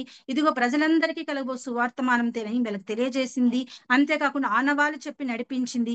అంతేకాకుండా ఆ పరలోక సైన్య సమూహానంతటినీ కూడా చూసిన ఆ గొర్రెల కాపర్లు ఎంత ధన్యులైపోయారో కదండి. నిజంగా ఆ స్వరాన్నంతటిని వాళ్ళు విన్నారు, ఎంతో ధన్యులని నేను అనుకుంటున్నాను. అంతేకాకుండా 15వ వచనం చూస్తే, ఆ దూతలు తమ యొద్ద నుండి పరలోకమునకు వెళ్ళిన తర్వాత ఆ గొర్రెల కాపర్లు జరిగిన ఈ కార్యమును ప్రభు మనకు తెలియజేయించున్నాడు. చూడండి వాళ్ళ విశ్వాసం, ప్రభు మనకు తెలియజేయించున్నాడు. వాళ్ళు వెంటనే విశ్వాసం ఉంది. ఆ దూతలు వాళ్ళ యుద్ధ నుండి పరలోకముకు వెళ్ళినది కూడా చూశారు. ఆ గొర్రెల కాపర్లో జరిగిన ఈ కార్యమును మనకు ప్రభు తెలియజేయించున్నాడు. మనం బెత్లెహేముకు వరకు వెరికి వెళ్ళి చూతము రండి అని ఒకరితో ఒకరు చెప్పుకొని వారికి విశ్వాసం ఉంది. ఈ మాటల పట్ల విశ్వాసం ఉంచారు. అంతేకాకుండా వాళ్ళ ఐక్యత ఉంది. కొందరు నమ్మారు, కొందరు నమ్మలేదు అని ఇది ఏది లేదండి. వారందరూ ఐక్యతగా ఉండి మనము చూతము రండి, వెళ్ళి చూతము రండి అని ఒకరితో ఒకరు చెప్పుకొని త్వరగా వెళ్ళి, బ్రాకెట్ లో త్వరగా వెళ్ళి, అంటే వారికి ఆసక్తి ఉంది. దేవుని చూడాలి, ఆయన ఎప్పుడు చెప్పాడు ఇప్పుడే వెళ్దాం కదా. మనైతే ఇంత రాత్రి వేళ ఎక్కడికి పోతాము, అసలు అట్లా ఇంకా చీకటిగా ఉంటుంది. అప్పట్లో ఏ లైట్లు లేవు, ఏవి లేవు ఆ కాలంలో కదా. అయినప్పటికీ వారి యొక్క ఆసక్తి వెంటనే వెళ్ళారు. త్వరగా వెళ్ళి మరియను యోసేపును తొట్టిలో పండుకొని ఉన్న శిశువును చూచిరి. వెంటనే వెళ్ళారు. విధేయత చూపించారు. విధేయులు కావాలి, దేవునికి విధేయులు కావాలి. విధేయతని దేవుడు ఎంతగానో ఇష్టపడే దేవుడుగా ఉన్నాడు కదా. వారి యొక్క విశ్వాసం, వారికి వారి మధ్య ఐక్యత, వారికి దేవుని పట్ల ఉన్నటువంటి ప్రభువుని చూడాలనేటువంటి ఆసక్తితో వాళ్ళు త్వరగా వెళ్ళి యోసేపును తొట్టిలో పడుకొని ఉన్న యేసుక్రీస్తుని కూడా చూచారు. శిశువుని చూచిరి. వారు చూచి ఈ శిశువును గూర్చి తమతో చెప్పబడిన మాటలు ప్రచురం చేసిరి. చూసారా, వీరి ఇక్కడికి వెళ్తూనే చూస్తూనే అక్కడ ఉన్నటువంటి వారందరికీ ప్రచురం చేసిరి. చెప్పిరి అని రాయలేదు కానీ ప్రచురం చేసిరి. ప్రచారము అంటే అనేక మంది అక్కడికి వచ్చేటట్లుగా అందరికీ చెప్తున్నారు. అక్కడ చూసి వస్తూనే అందరికీ చెప్పారు. ఒకరికి ఇద్దరికి చెప్పిరి అని ఉంటుంది, కానీ ఇక్కడైతే ప్రచురం చేసిరి. ప్రచారం చేసే అర్హత ఈ గొర్రెల కాపర్లకు దేవుడు ఇచ్చాడు. దేవుని సువర్తమానం, ఇదిగో లోక రక్షకుడు మీ కొరకు పుట్టి ఉన్నాడు, ఆయన ప్రభు యేసుక్రీస్తు వారు, ఇలాగ మాకు పరలోక సైన్య సమూహం దూతలన్నీ కనిపించాయని వాటన్నిటిని వాళ్ళు వచ్చి ప్రచురం చేశారు. ఆ గొర్రెల కాపులు తమతో చెప్పిన సంగతులన్నీ విన్న వారందరూ మిక్కిలి ఆశ్చర్యపడ్డారంట. ఏంటి నిజమా, ఇలా మీకొచ్చి దూత కనిపించింది నిజమే కదా. ఆశ్చర్యపోయినారు. గొర్రెల కాపర్లు చెప్పే విషయాలు విని విన్న వారందరూ మిక్కిలి ఆశ్చర్యపడ్డారు. అలాగే మనం చూసినట్లయితే జ్ఞానులకు ఈ ప్రచురం చేసే అర్హత దేవుడు ఇయ్యలేదండి కదా. మనం చూసినట్లయితే మత్తయి సువార్త 2వ అధ్యాయంలో ఉంది, 2వ వచనం. బెత్లెహేములో యేసు పుట్టిన పిమ్మట ఇదిగో తూర్పు దేశపు జ్ఞానులు యెరూషలేముకు వచ్చి యూదుల రాజుగా పుట్టినవాడు ఎక్కడ ఉన్నాడని తూర్పు దిక్కున మేము నక్షత్రం చూచి ఆయనను పూజింపవచ్చితమని చెప్పారు. ఇదంతా మనకు తెలిసింది. వాళ్ళు చూడడానికి వచ్చామని చెప్తున్నారు. యూదుల రాజుగా పుట్టినవాడు ఎక్కడున్నాడని వాళ్ళు అడుగుతున్నారు కదా. వాడు వచ్చినామని చెప్తున్నారు. ఆ హేరోదు రాజు ఆ మాటలు విని వారిని రహస్యంగా పిలిపించి ఎక్కడ ఉంటే నాకు చెప్పండి అని వారికి వర్తమానం నాకు తెలియజేయండి, మేము కూడా వచ్చి ఆరాధిస్తామని ఈ హేరోదు యేసు యూదుల రాజుగా పుట్టబోతున్న దేవుణ్ణి ఎప్పుడెప్పుడు సంహరించాలని ఎదురు చూస్తూ ఉన్నాడు. కపటమైన నాటకాలు చెప్తున్నాడు కదా. నేను కూడా వచ్చి ఆరాధిస్తాను, మాకు కూడా చెప్పండి అని చెప్పినప్పుడు వారు ఆ రాజు మాట విని బయలుదేరి పోవచ్చుండగా 9వ వచనంలో ఇదిగో తూర్పు దేశమున వారు చూచిన నక్షత్రం ఆ శిశువు ఉండిన చోటికి మీదుగా వచ్చి నిలిచి వరకు వారికి ముందుగా నడిచాను. వారు ఆ నక్షత్రంను చూచి అత్యానంద భరితులై ఇంటిలోనికి వచ్చి తల్లి అయిన మరియను ఆ శిశువును చూచి సాగిలపడి ఆయనను పూజించి తమ పెట్టెలు విప్పి బంగారమును సాంబ్రాణిని బోలమును కానుకలుగా ఆయనకు సమర్పించింది. వారు వచ్చారు, అక్కడ చూశారు, ఆ నక్షత్రం చూశారు, అత్యానంద భరితులైనారు. తల్లి మరియను యోసేపును చూశారు, శిశువుని చూచారు, సాగిలపడి పూజించారు, వారు తెచ్చిన కానుకలని సమర్పించారు. తర్వాత 12వ వచనంలో చూసినట్లయితే మత్తయి సువార్త 2వ అధ్యాయం 12వ వచనంలో చూసినట్లయితే తరువాత హేరోదు నుద్దకు వెళ్ళవద్దని స్వప్నమందు దేవుని చేత బోధింపబడిన వారు మరి యొక్క మార్గమున తమ దేశంలోకి తిరిగి వెళ్ళిరి. అంతే. ఇక్కడ వారు వచ్చారు, పూజించారు, సమర్పించారు, సాగిలపడి అన్నిటిని చేశారు. వారు ఆధ్యాత్మికంగా జ్ఞానులు కాదు, కానీ లోకపరమైన జ్ఞానులుగా ఉన్నారు. వారికి చెప్పినట్లు వచ్చి చూశారు, ఆరాధించారు, వాళ్ళని సమర్పించారు. వారు కానుకలు సమర్పించి హేరోదు వద్దకు వెళ్ళి చెప్పవద్దని దేవుని ఏదో ఆజ్ఞాపించడం ద్వారా వారి దేశంకు తిరిగి వెళ్ళారు. అంతే. వారికి ప్రచురం చేసే అర్హత జ్ఞానులకు ఇవ్వలేదండి దేవుడు. లూకాసు వార్తల 2వ అధ్యాయంలో ఈ గొర్రెల కాపర్లు ప్రచురం చేశారు. కనిన వాటిని విన్న వాటిని చెప్పి అందరికి చెప్పేటటువంటి అర్హత ఈ గొర్రెల కాపర్లు పొందుకున్నారు కదా. నిజంగా మనం కూడా అనుకుంటే జ్ఞానం కలిగిన వారే ప్రచురం చేయడానికి అర్హత ఉంటుందేమో, వారికి ఉండదేమో, వీరికి ఉండదేమో అని మనం అనుకుంటాం. కానీ దేవుడు ఎవరిని ఎన్నుకుంటాడు? గొర్రెల కాపర్లని ఎన్నుకున్నాడు. వారు చూచిన వాటిని చెప్పారు, వారు విధేయత చూపించారు, వెంటనే వెళ్ళారు. వాళ్ళ ఐక్యత ఉంది. మాటల పట్ల, దూత చెప్పిన మాటల పట్ల విశ్వాసం ఉంది. ఆ రాత్రి వేళైనా వాళ్ళు ప్రయాణం చేశారు, త్వరగా వెళ్ళారు, శిశువుని చూచారు. అక్కడ వారి గొర్రెల కాపలు తమతో చెప్పిన వాటన్నిటిని విన్న వారందరూ మిక్కిలి ఆశ్చర్యపోయేటట్లుగా వారు ప్రచురం చేశారు. ఇంత గొప్ప ధన్యత ఆ గొర్రెల కాపర్లకు దేవుడిచ్చాడు. అలాగే చూసుకున్నట్లయితే ఇదే అధ్యాయము లూకాసు వార్త 2వ అధ్యాయము 20వ వచనం చూసుకున్నట్లయితే, అంతటా గొర్రెల కాపరులు తమతో చెప్పబడినట్టుగా తాము విన్న వాటిని కన్న వాటిని అన్నిటిని గూర్చి దేవుని మహిమపరచుచు స్తోత్రం చేయుచు తిరిగి వెళ్ళాడు. చూశారా, వారు ప్రచురం చేశారు, తర్వాత వారు ఆరాధన చేసుకుంటూ వెళ్ళినట్లుగా ఉన్నారు. ఈ గొర్రెల కాపర్లు తమతో చెప్పబడినట్టుగా తాము విన్న వాటిని, ఆ పరలోక సైన్య సమూహాన్ని చూశారు కదండి, ఆ దూత చెప్పిన మాటలు అన్నిటినీ ఆరాధిస్తూ దేవుని మహిమపరుస్తూ స్తోత్రం చేస్తూ తిరిగి వెళ్ళినట్లుగా చూస్తున్నాం కదా. ఈ విధంగా గొర్రెల కాపర్లకి ఎన్ని ధన్యతలు దేవుడు ఇచ్చాడో కదా. ఆయన జనన దినం రాబోతోంది, అందరూ లోకపరంగా డిసెంబర్ 25 చేసుకోవాలని అందరం అనుకుంటున్నాం కదా. అలాగా మన ప్రభువైన యేసుక్రీస్తు వారు పుట్టుకని ఈ గొర్రెల కాపర్లు ప్రచురం చేసే అర్హతని పొందుకున్నారండి. ఈ సువర్తమానము తెలియజేయడానికి, ప్రచురం చేయడానికి గొర్రెల కాపర్ల దగ్గరికి వచ్చి దూత నిలిచి మీరు వెళ్ళి చూడండి అని కనిపించి చెప్పింది కదా. ఇంత గొప్ప ధన్యత ఈ గొర్రెల కాపర్లు పొందుకొని ఉన్నారు అక్కడ. అంతేకాకుండా వీరికి ప్రభు దూత మాటల పట్ల విశ్వాసం ఉంచారు. ఆ రాత్రి వేళ వెంటనే వారు ఐక్యంగా కలిసి ఆసక్తితో దేవుని వెతుక్కుంటూ వెళ్ళారు. అక్కడ వాళ్ళు చూసిన వాటిని ప్రచురం చేశారు, తిరిగి ఆరాధన చేసుకుంటూ వెళ్ళిన వారిగా మనం చూస్తున్నాం. కాబట్టి దేవుడు మనం ఎవరిని ఎన్నుకుంటాడో, ఎవరితో మాట్లాడతాడో మనకు తెలియదు కదా. ఆయన చెప్పాలి అనుకున్న మాటలు ఎవరి ద్వారా చెప్పిస్తారో మనం ఊహించలేమండి కదా. వారు గొర్రెల కాపర్లు, దానులకైతే అర్హత ఇవ్వలేదు దేవుడు, మరి గొర్రెల కాపర్లకు ప్రచురం చేసే అర్హత, ధన్యత దేవుడిచ్చాడు. కదా. ఇక్కడ కీర్తనలు 110, 11 చూస్తే, కీర్తనలు 110, 10, యెహోవా యందలి భయము జ్ఞానమునకు మూలం కదా. జ్ఞానులు అని పేరు పెట్టుకున్నంత మాత్రం కదా, ఈ లోకపరమైన జ్ఞానులు అని కాదు, కానీ యెహోవా యందు భయము కలిగిన వారే జ్ఞానము అని దేవుడు చెప్తున్నాడు. యెహోవా యందలి భయము జ్ఞానమునకు మూలము అని చెప్తున్నాడు. కాబట్టి వీళ్ళు జ్ఞానులు, వీరికి భయం ఉంది, దేవుని మాటల పట్ల భయం ఉంది, కాబట్టి వీరు జ్ఞానులుగా దేవుని దృష్టిలో ఎంచబడిన వారుగా మనం చూస్తున్నాం కదా. అంతేకాకుండా యోహాను సువార్త 10, 4, 16, 27 వచనాల్లో నా గొర్రెలు నా స్వరం వినును అంటున్నాడు. ఆయన స్వరాన్ని వాళ్ళు విన్నారు, వాటిని దేవుడు వారి యొక్క స్వరాన్ని విన్నారు, అవి ఎరుగుదును అని అంటున్నాడు. దేవుణ్ణి వాళ్ళు వెంబడించిన వారిగా కూడా ఉంటున్నారు. అలాగే యోహాను 10వ అధ్యాయం 11వ వచనంలో యేసుక్రీస్తు నేను మంచి కాపరిని అని కూడా చెప్తున్నాడు కదా. అంతేకాకుండా వాళ్ళు ఈ విధంగా సువర్తమానం ప్రచురం చేసే అర్హతని గొర్రెల కాపర్లు పొందుకున్నారు. వాళ్ళు ఈ విధంగా పాట పాడుకుంటూ వెళ్ళింటారేమో అండి కదా. జ్ఞానమేమీ లేదు కానీ నీ సేవ చేయ ఆశ ఉన్నది, ఆ జ్ఞానమేమీ లేదు గాని నీ సేవ చేయ ఆశ ఉన్నది, నీవే నా జ్ఞానమని, నీవే నా జ్ఞానమని నీ సేవ చేయ వచ్చినానయ్యా, ఆ నేను కూడా ఉన్నానయ్యా, నన్ను వాడుకో యేసయ్యా, ఆ నేను కూడా ఉన్నానయ్యా, నన్ను వాడుకో యేసయ్యా, పనికిరాని పాత్రనని నన్ను పారవేయకు యేసయ్యా. నిజమే కదండి, పనికి రాని వారిగా అనుకుంటాం. ఎవరైనా సరిగ్గా చదువుకోకుంటే నీవు గొర్రెలు కాచుకొని బ్రతుక్కోవాల్సిందేరా అని చెప్తాం కదా.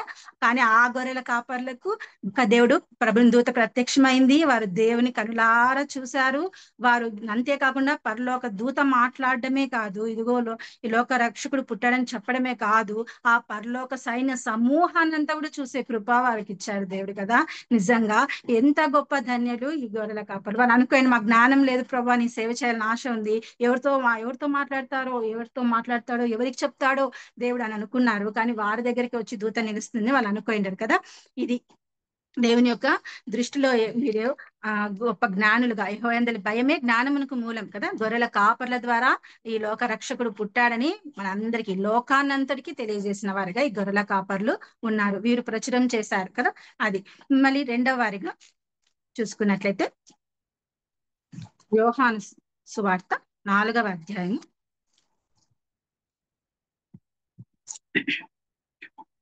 5వ వచనంలో ఉంది కదా. యాకోబు తన కుమారుడైన యోసేపుకిచ్చిన భూమి దగ్గరనున్న సమరయలోని సుఖారను ఒక ఊరికి వచ్చెను. అక్కడ యాకోబు బావి ఉండెను కనుక యేసు ప్రయాణం వలన అలసి ఉన్న రీతిగానే ఆ బావి యొద్ద కూర్చుండెను. అప్పటికి ఇంచుమించు 12 గంటలాయెను. సమరయ స్త్రీ ఒకతి నీళ్లు చేదుకుంటకు అక్కడికి రాగా, యేసు నాకు దాహమునకిమ్మని ఆమెను అడిగాను. ఇదంతా చాలా మంది ఎరుగుదురు. కాబట్టి ఇది మన సమరయ స్త్రీ యొక్క అధ్యాయం అని చెప్పొచ్చు. యోహాను సువార్త 4వ అధ్యాయం కదా. ఇక్కడ చూసినట్లయితే ఈ సమరయ స్త్రీ మధ్యాహ్నం వేళ ఇంచుమించు 12 గంటలప్పుడు బావిలో నీళ్లు తీసుకోవడానికి వచ్చింది. ఆమెకు ఉదయం పూట్ల రావాలంటే భయమేమో అనుకుంటున్నా నేనైతే. ఎందుకంటే ఈమె ఒక వ్యభిచార స్త్రీగా ఉంది, పాపం చేస్తున్న స్త్రీగా ఉంది ఆ ఒక ఊరిలో, ఆ పట్టణంలో. కాబట్టి ఆమెకు మార్నింగ్ టైమ్స్ రావాలంటే భయం ఉన్నట్లుంది. కాబట్టి ఆమె మధ్యాహ్నం వేళ ఎవరు ఉండరు కాబట్టి 12 గంటలప్పుడు తను వచ్చినట్లుగా చూస్తున్నాం.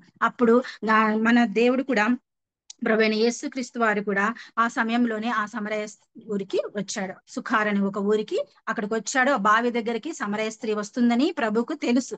ఆమెతో మాట్లాడాలని దేవునికి తెలుసు. ఆమె హృదయం నిండా ఎంతో వేదనుంది. ఆమె యొక్క దాహాన్ని తీర్చాలని దేవునికి తెలుసు కదా. అందుకనే ఆయన అక్కడికి వచ్చాడు. ఆ సమయంలో సమరయ స్త్రీ ఒకటి నీళ్లు చేదుకోవడానికి అక్కడికి రాగా, యేసు నాకు దాహంకి ఇమ్మని ఆమెను అడిగాడు. అప్పుడు ఆమె, నీవు యూదుడవి కదా, సమరయ స్త్రీ నన్ను అడుగుచున్నావే అని చాలా క్యాజువల్ గా ఆమె సమాధానం ఇచ్చిన స్త్రీగా ఉంది. అయితే దేవుడు ఏమన్నాడంటే, యేసుక్రీస్తు వారు ఏమన్నారు, నిన్ను అడుగుచున్న వారు ఎవరో నీకు తెలిస్తే నువ్వు ఇలా అనవు,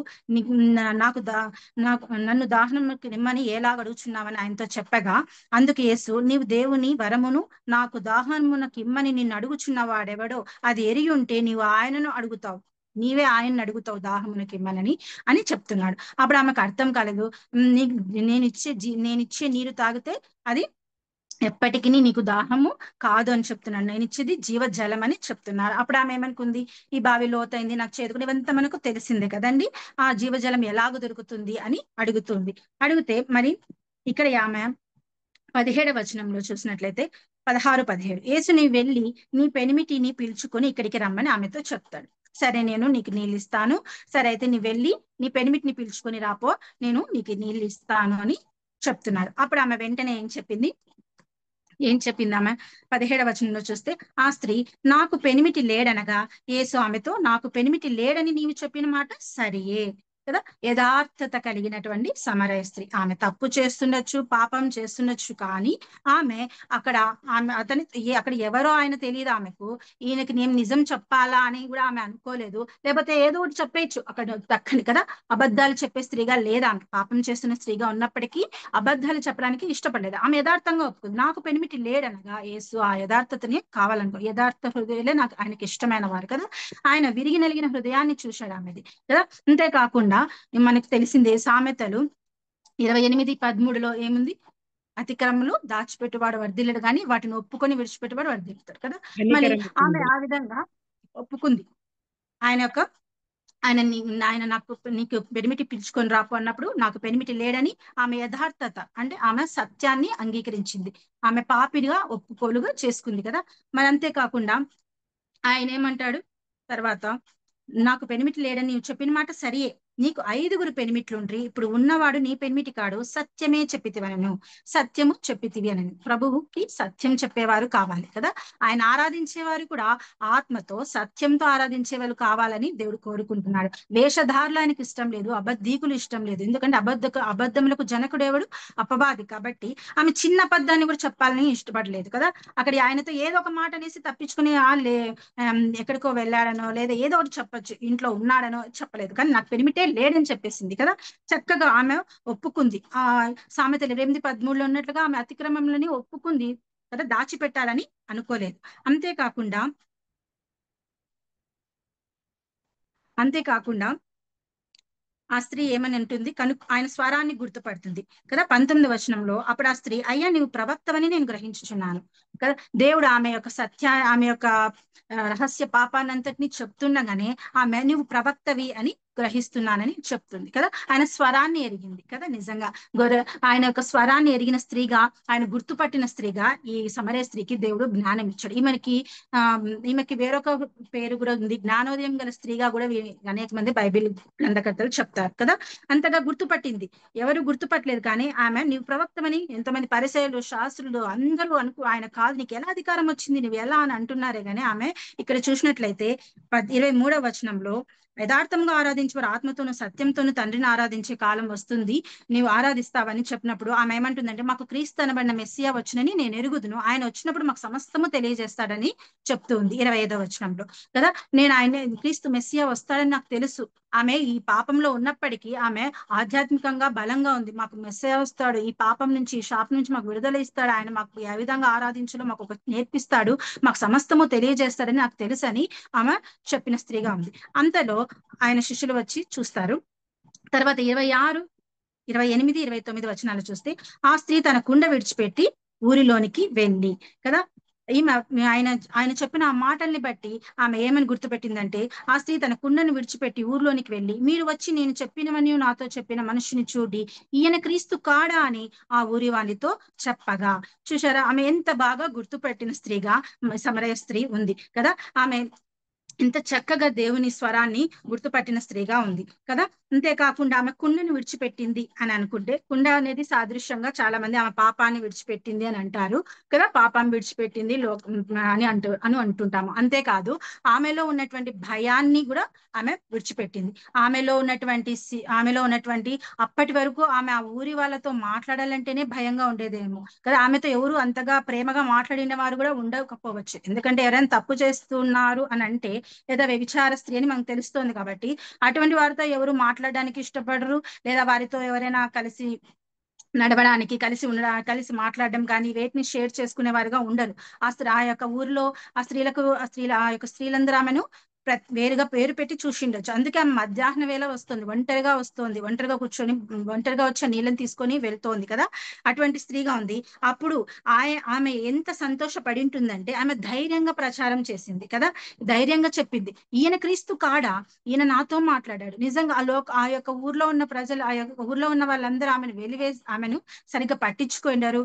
ఆమెను అవమానించిన వారిగా ఉంటారు. ఆమె వస్తే పక్కకు తప్పుకొని వెళ్లే వారిగా ఉంటారు కదా. అటువంటి వారిగా ఉన్నప్పుడు ఆ భయము, ఆమెకి ఎంత భయం, మనుషుల్లోకి రావాలంటే భయంగా ఉండేటటువంటి ఆమె, దేవుడు వచ్చి మాట్లాడాడంటే ఆమె ఎంత మీరు నాతో మాట్లాడరు, ఈ ఊర్లోని వాళ్ళు నాతో మాట్లాడరు, ఈ మెస్సయ్య, ఈ క్రీస్తు ఈయన నాతో వచ్చి మాట్లాడాడు, నన్ను మాట్లాడిచ్చాడు, నాతో మాట్లాడాడని ఎంత సంతోషపడి ఉంటుందో కదా.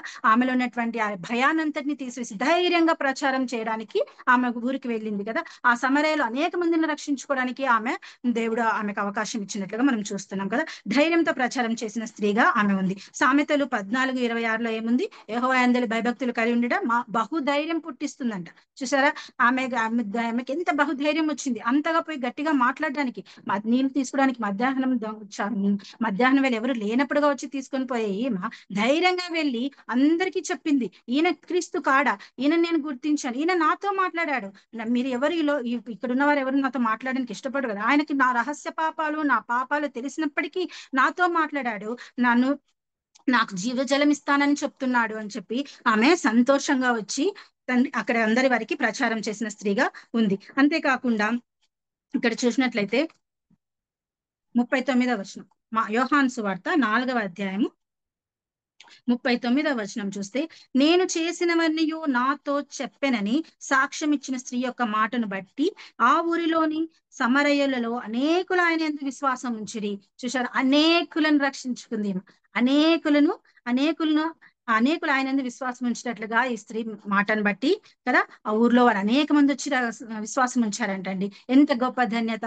మనమైతే ఈ లోకపరంగా ఆమె వ్యభిచార స్త్రీ, ఆ విధంగా పెన్మిట్లు ఉన్నారు, అది ఇది అని మనం అనుకుంటున్నాం, కానీ ఈ లోకపరంగా ఆలోచిస్తున్నాం. కానీ దేవుడు ఆమెను ఒక ఆయుధంగా వాడుకొని, ఆమె హృదయాన్ని చూశాడు, ఆమె సత్యం, ఆమె యథార్థతని దేవుడు చూశాడు.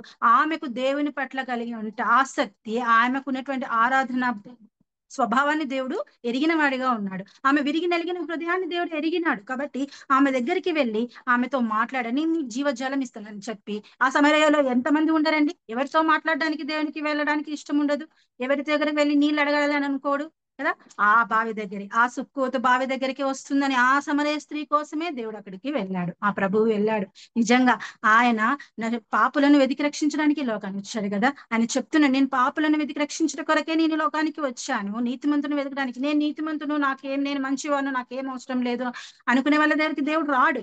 నేను పాపిని ప్రభువా, నన్ను కాపాడు, నన్ను రక్షించు తండ్రి అని అడిగినప్పుడు వారి దగ్గరికి ఎప్పుడైతే నేను పాపిని అని నువ్వు గ్రహిస్తావు, అప్పుడు దేవుని దగ్గరికి వెళ్తావు కదా.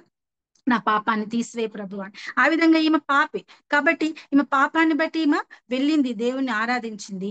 అక్కడ ఈయన క్రీస్తు కాడా అని ఆ ఊరిలో అందరికీ సాక్ష్యం చెప్పి, ఆ స్త్రీ యొక్క మాటను బట్టి ఆ ఊరిలోని సమరయులు అనేకులు ఆయన యందు విశ్వాసం ఉంచిరి. ఎంత ప్రచారం చేసిందో కదా, ఎంత చక్కగా వివరించిందో. అనేకులు వెళ్ళి ఆయన యందు విశ్వాసం ఉంచి, అంతేకాకుండా ఆయన అక్కడ 2 దినములు ఉండమని వేడుకున్నారంట ఆ ఊరి వారందరూ. అంతేకాకుండా ఆయన మాటలు వినినందున ఇంకను అనేకులు నమ్మి ఆ స్త్రీని చూచి, ఇక మీదట నీవు చెప్పిన మాటను బట్టి కాక మా మట్టుకు మేము విని ఈయనను నిజముగా లోకరక్షకుడు, చూసారా, ఇక నేను లోకరక్షకుడని మేము నమ్ముచున్నామని, నీ మాట బట్టి కాదు, మేము వెళ్ళాము, ఆయన మాటలు విన్నాము, ఆయన మాటలను బట్టి నేను లోకరక్షకుడు అని మేము నమ్ముచున్నాము అని ఈ సమరయ స్త్రీని బట్టి ఆ ఊరిలోని ప్రజలందరూ నమ్ముకున్నట్లుగా చూస్తున్నాం కదా. దేవుడు ఆమె యొక్క రహస్య పాపాలన్నిటిని చూపించాడు, ఆమె హృదయాన్ని దేవుడు సంధించాడు. ఆ ఊరిలోని ప్రజలందరినీ రక్షించుకోవడానికి ఒక ప్రచారకర్తగా, సువర్తమానం తెలియజేసిన బిడ్డనే కదా. అందరిని రక్షించుకోవడానికి రక్షణని ఇచ్చింది ఆ ఊరందరికి. లోక రక్షకుడు ఇదిగో ఇయ్యనా అని చెప్పి అందరికి ప్రచారం చేసి అనేక ఆత్మలను రక్షించుకున్నటువంటి స్త్రీగా ఈ సమరయ స్త్రీని మనం చూస్తున్నాం కదా. ఇంత గొప్ప ధన్యత దేవుడు సమరయ స్త్రీకి ఇచ్చాడు కదా. గొర్రెల కాపర్లకి ప్రచారం చేయడానికి దేవుడు అర్హత ఇచ్చాడు. ఈ లోకంలో జ్ఞానం లేని వారిగా అనుకునేటటువంటి వారిని దేవుడు పుట్టుక గురించి వర్తమానం ఒక ప్రజలందరికీ ప్రచురం చేసే అర్హత ఇచ్చాడు. అలా రెండవగా సమరయ స్త్రీ కూడా ఆ ఊర్లోని ప్రజలందరినీ రక్షించుకోవడానికి ఆమెను ఒక ఆయుధంగా, సాధనంగా దేవుడు వాడుకున్నాడండి. ఈ విధంగా మనం రెండవగా ఈమెను సమరయ స్త్రీని చూసుకోవచ్చు. అలాగే మూడవ వ్యక్తి ఎవరంటే, అంతేకాకుండా కీర్తనలు 109 కీర్తనలు 109:30 వచ్చిన చూడండి. నా నోటితో నేను యెహోవాకు కృతజ్ఞతాస్తులు మెండుగా చెల్లించదును, అనేకుల మధ్యను నేను ఆయన స్తుతించదును. అనేకులను పిలుచుకొని వచ్చిందండి, అనేకులు నమ్మిరి కదా. ఈ సమరయ స్త్రీకి ఇక్కడ ఉన్నటువంటి వాక్యం బట్టి, ఈ వచనం బట్టి ఆమె నిజంగా అనేకుల మధ్య నేను ఆయన్ని స్తుతించేదనని యథార్థతతో, సత్యంతో ఆమె దేవుని ఆరాధించిన స్త్రీగా, అనేకుల మధ్య ఆయన స్తుతించిన ఆమెగా మనం చూస్తున్నాం. అలాగే కీర్తనలు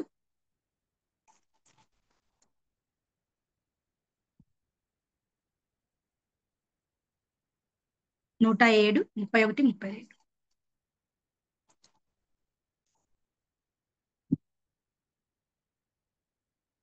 31, 32. ఆయన కృపను బట్టి నరులకు ఆయన చేయ ఆశ్చర్య కార్యములను బట్టి వారు యెహోవాకు కృతజ్ఞతాస్తులు చెల్లించుదురు గాక. జన సమాజములలో వారు ఆయనను ఘనపరచుదురు గాక. పెద్దల సభలలో ఆయనను కీర్తించుదురు గాక. జన సమాజములలో కదా, జన సమాజంలో వెళ్ళి ఆమె పరిగెత్తుకుంటూ వెళ్ళి సమాజంలోనికి వెళ్ళింది సమరయ స్త్రీ కదా. అక్కడికి వెళ్ళి ఆయనను ఘనపరిచింది. ఈయన మెస్సియ కాడా, ఈయన క్రీస్తు కాడా, ఈయన లోకరక్షకుడు అని అందరూ విశ్వసించేటట్లుగా ఈమె ప్రచురం చేసింది. ఎంత మందిని విశ్వాసంలోనికి నడిపించిన స్త్రీగా ఈ సమరయ స్త్రీని మనం చెప్పుకోవచ్చు. అలాగే మూడవ వ్యక్తి బేతనియాలోని మగ్దలేని మరియ. ఈమె క్రీస్తు యొక్క పునరుత్థానాన్ని చూచిన స్త్రీగా ఉంది కదండి. చూసినట్లయితే యోహాను సువార్త 20:20లో ఫస్ట్ లోనే, ఆదివారం ఇంకనూ చీకటిగా ఉన్నప్పుడు మగ్దలేని మరియు పెందలకడ సమాధి ఎద్దుకు వచ్చి సమాధి మీద ఉన్న రాయి తీసిబడి ఉంట చూచాను. ఇక్కడ మనం చూసినట్లయితే మగ్దలేని మరియ గురించి ఈ 4 సువార్తల్లోనూ రాయబడి ఉంది ఆమె గురించి కదా. బేతనియాలోని మగ్దలేని మరియ అని మనం అంటారు. ఈమె గురించి ఎక్కువగా మత్తయి సువార్త 26:6 వచనంలోను, లూకా 7:37 అక్కడంతా కూడా ఏమని ఉంది, 7 అపవిత్రాత్మలు పట్టుకున్న స్త్రీగా ఉంది, పాపాత్మురాలైన స్త్రీగా ఉంది, 7 దయ్యములు వదిలిపెట్టుకున్నటువంటి స్త్రీగా కూడా ఉంది. ఇక్కడ మనం చూస్తా అంటే లూకా 8:2లో ఉంది చూడండి.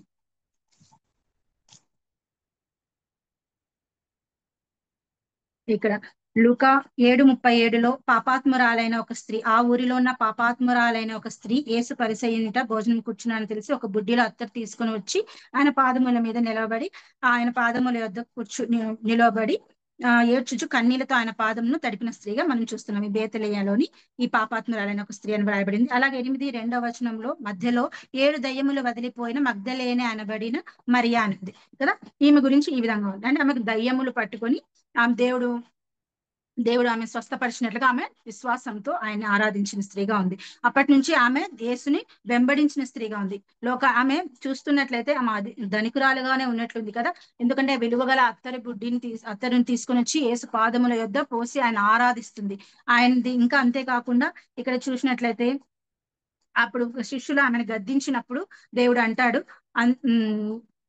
భూస్థాపన నిమిత్తం ఈమె నాకు చేసింది, ఎక్కడైతే సువార్త ప్రకటిస్తుందో ఈమె చేసినటువంటిది సాక్షాత్తంగా ఉంటుంది అని దేవుడు ఆమె గురించి రాయబడించినాడు కదా. మనం చూసినట్లయితే ఈ విధంగా ఆమె ప్రభుని వెంబడించిన స్త్రీగా ఉంది, లోకాన్ని విడిచిపెట్టిన స్త్రీగా ఉంది, ఆసక్తితో ఉపచారం చేసిన స్త్రీగా ఆమె ఉంది. క్రీస్తుని ప్రేమించింది, దగ్గర ఉండి ఆయన శ్రమలు, శిలువ శ్రమలన్నింటినీ చూసింది. అంతేకాకుండా ఆయన ఆశ్చర్యకార్యాలను చేసిన తన తమ్ముడు లాజుని లేపినప్పుడు చూసిన స్త్రీగా కూడా ఉంది. అంతేకాకుండా క్రీస్తుని ప్రేమించింది, క్రీస్తు శిలువ యొక్క శ్రమలన్నింటినీ దగ్గరుండి చూసిన స్త్రీగా ఉంది కదా. అంతేకాకుండా ఈమెను మనం చూసినట్లయితే యోహాను సువార్త 20:20 యేసు చనిపోయిన తర్వాత 3వ దినమున ఆదివారం ఇంకా చీకటిగానే ఉన్నప్పుడు ఆమె వెళ్ళి ప్రభుని ఆరాధించాలనుకొని ఆ సుగంధ ద్రవ్యాలన్నీ తీసుకొని వెళ్ళింది. అక్కడ రాయి తీయబడి ఉండటం చూసింది. వెంటనే ఆమె ఏం చేసింది, పరిగెత్తి సీమోను పేతురు యొద్దకు యేసు ప్రేమించిన వాళ్ళ దగ్గరికి ఇక్కడ లేడు ప్రభు, సమాధిలోంచి ఎవరు ఎత్తుకొని వెళ్ళారని చాలా బాధపడుతూ చెప్తే వారు అందరూ వచ్చి చూస్తారు, అక్కడ సమాధిలోకి తొంగి చూస్తారు. అప్పుడు వారికి అక్కడ ఏమి కనపడదు, అక్కడ ఖాళీగా ఉండే చూస్తారు. చూసి ఇక్కడ 20:10 అంతటా ఆ శిష్యులు తిరిగి తమ వారి యొద్దకు వెళ్ళిపోయి వారు ఇంకా అక్కడ చూశారు, ఖాళీగా ఉండేది చూశారు, ఇక్కడ లేడు ప్రభు అని చూశారు, వెంటనే వెళ్ళిపోయిన వారిగా ఉంటున్నారు. 11వ చూసినట్లయితే యోహాను సువార్త 20:11 అయితే మరియా సమాధి బయట నిలిచి ఏడ్చుచుండెను. ఆమె ఏడ్చుచు సమాధిలో వంగి చూడగా తెల్లని వస్త్రములు ధరించిన 2 దేవదూతలు యేసు దేహం ఉంచబడిన స్థలములో తలవైపున ఒకడును కాళ్ళ వైపున ఒకడును కూర్చుంటే కనబడాను కదా.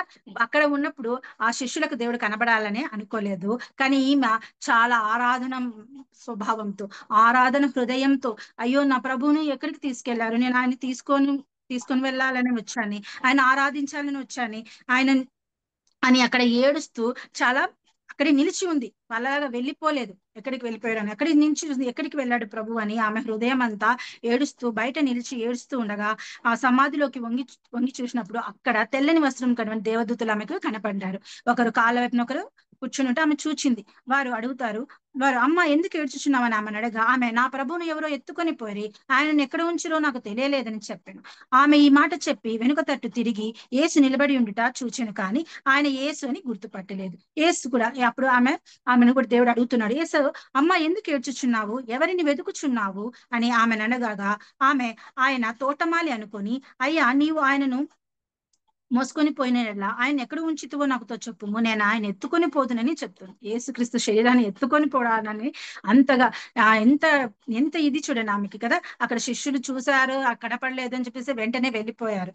ఏమాత్రం అక్కడ నిలబడాలని, అక్కడ ఉండాలని, అక్కడే వెతకాలని కూడా వారికి లేదు కదా. కానీ ఈమె మాత్రం అక్కడే ఉంది, ఏడుస్తోంది కదా. కాబట్టి దేవుడు ఆమె యొక్క హృదయాన్ని చూశాడు, ఆమె కనబడాలని దేవుడు ఇష్టపడ్డాడు కదా.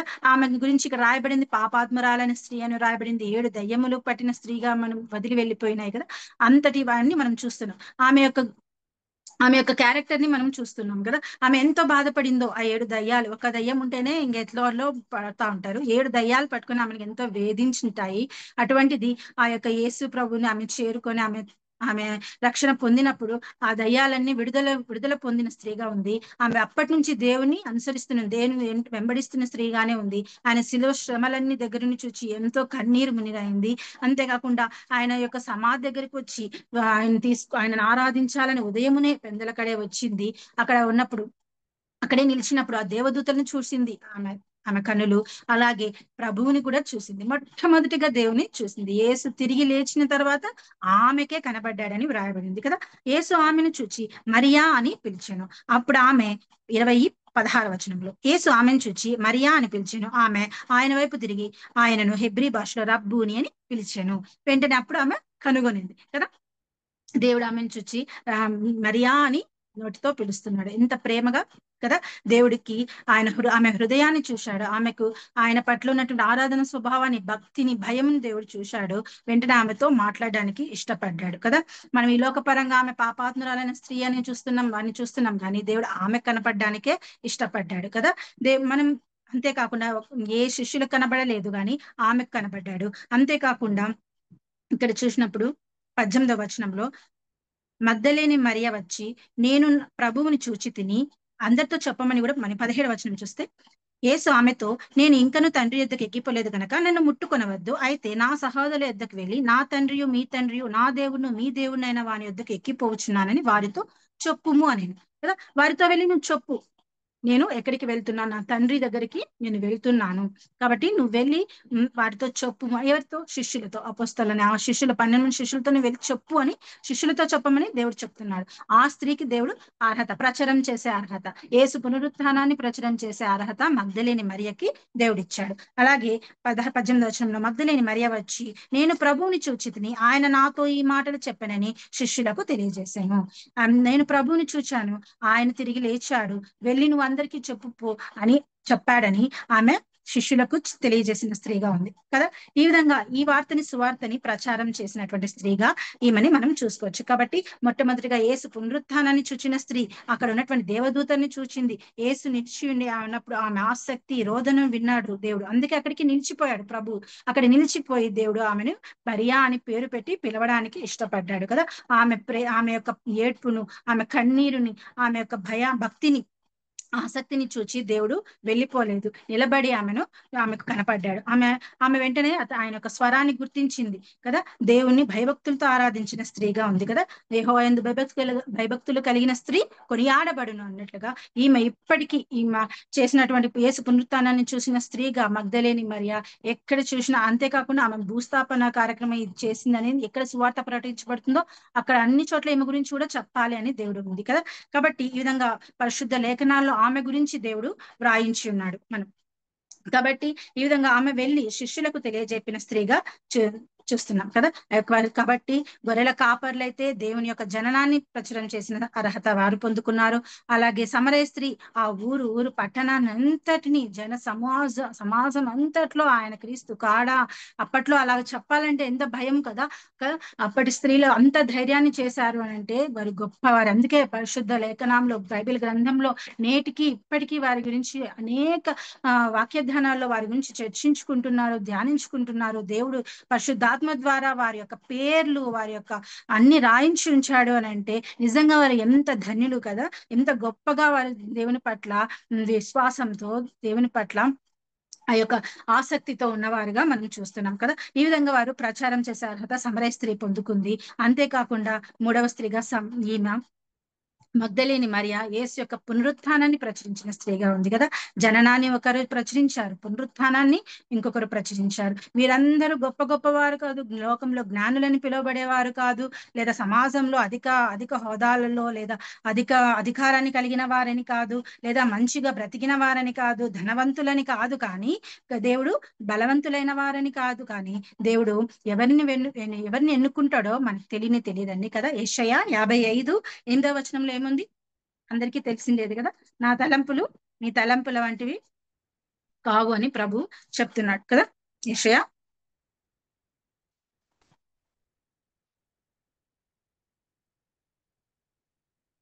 55:8 నా తలంపులు మీ తలంపుల వంటివి కావు, మీ త్రోవలు నా త్రోవల వంటివి కావు, ఇదే యెహోవా వాక్కు. ఆకాశము భూమికి పైన ఎంత ఎత్తుగా ఉన్నవో మీ మార్గముల కంటే నా మార్గములు, మీ తలంపుల కంటే నా తలంపులు అంత ఎత్తుగా ఉన్నాయి కదా. నిజమే. మరి మనమైతే లోకముల పరంగా అటువంటి వారికి అవకాశం ఉంటుందా అని అనుకుంటాం, కానీ దేవుడు ఎవరిని ఎన్నుకుంటాడో ఆయన తలంపులు ఎటువంటివో మనం తెలుసుకోలేమండి. అంతేకాకుండా ఇక్కడ యెషయా 55:6లోనే ఉంది, యెహోవా మీకు దొరుకు కాలంలో ఆయన వెదకుడి, ఆయన సమీపంలో ఉండగా ఆయన వేడుకోండి. నిజంగా వాళ్ళు ఆయన సమీపంలో ఉండగానే వారు గుర్తెరిగారు, ఆయన స్వరాన్ని గుర్తెరిగారు. ఆ గొర్రెల కాపర్లు ఇది ప్రభు దూత స్వరం అని చెప్పి వెంటనే వారు విధేయులై ముందుకు సాగారు కదా. ఆయన దొరుకు కాలంలోనే ఆ సమరయ స్త్రీ అక్కడ ఆ బావి దగ్గర యేసుక్రీస్తుని కనుగొనింది. ఈయన క్రీస్తు గడ, ఈయన మెస్సీ గడ అని వెంటనే ఆమె తనలో ఉన్నటువంటి ఒక భయాన్ని అంతటిని పాపాన్ని విడిచిపెట్టేసేసి ఆమె యొక్క జీవితాన్ని మారు జీవితాన్ని కలిగిన స్త్రీగా ఆమె ఉంది. అలాగే మూడవగా చూసుకుంటే పునరుత్థానాన్ని చెప్పినటువంటి ఈ మగ్దలేని మరియ కదా. దొరుకు కాలంలోనే ఆయనను వెదకడ్డి అని మన ప్రభుత్వం, ఆయన సమీపంలోనే ఆయన వేడుకొనుడి కదా. ఆయన సమీపంలో ఉండగానే దేవుని వేడుకున్న స్త్రీగా ఆమె కూడా ఉంది. అంతేకాకుండా మనం ఇంకా చెప్పినట్లయితే దేవుడు ఒక ఉపమానాన్ని కూడా చెప్తాడు. లూకా 7:47 చెప్తుంది, చూసుకొని ముగించుకుని. లూకా 7:47 ఇక్కడ ఇక్కడ దేవుడు ఒక ఉపమానం శిష్యులతో చెప్తాడు కదా.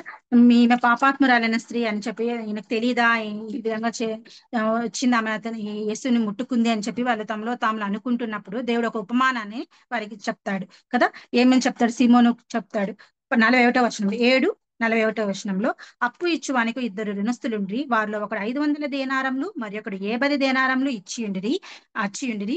ఆ అప్పు తీర్చుటకు వారి వద్ద ఏమీ లేకపోయిన గనక అతడు వారిద్దరిని క్షమించును. కాబట్టి వీరిలో ఎవడు అతని ఎక్కువగా ప్రేమించునో చెప్పుమని అడిగాను కదా. దేవుడు ఎంత చక్కగా వివరించాడు కదా. వారికి 500 దేనారాలు ఇచ్చిన వారు ఉన్నారు, ఒకరికి 50 దేనారాలు ఇచ్చిన వారు ఉన్నారు, ఇద్దరు అప్పు ఉన్నారు.